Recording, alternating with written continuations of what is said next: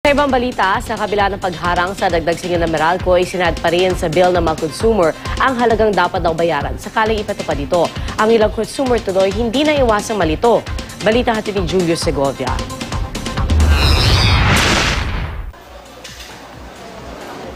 Isa ba kayo sa mga nagulat at nalito sa bagong electric bill ng Meralco?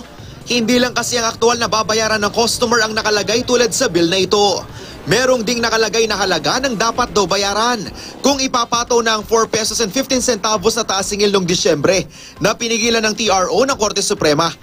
Nalito raw si dating Bayan Muna Party List Representative Teddy Casino na convener ng grupong tutol sa power rate hikes at nang tumawag siya sa Meralco. Ang sabi sa akin ng sumagot sa call center, ay sir, i-ignore nyo na lang yan.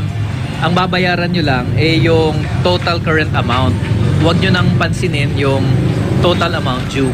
Para sa akin, sinadya ito talagang siguro dahil desperado rin ng Meralco na mabayaran na nila yung naniningil ng mga power generating companies.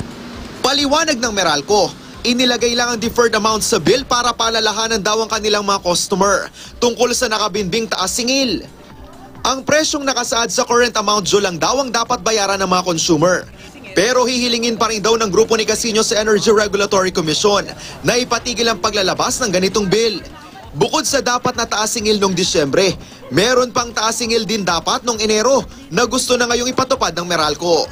Ayon sa ERC, kalakip din sa petisyon ng Meralco na kolektahin na ang naunsyaming 5 pesos and 33 centavos per kilowatt-hour power rate hike ng isang buwan, ang hiling na bigyan sila ng provisional authority o ang pagkakaloob sa kanila ng pansamantalang dagdag singil habang dinidinig ang buong petisyon.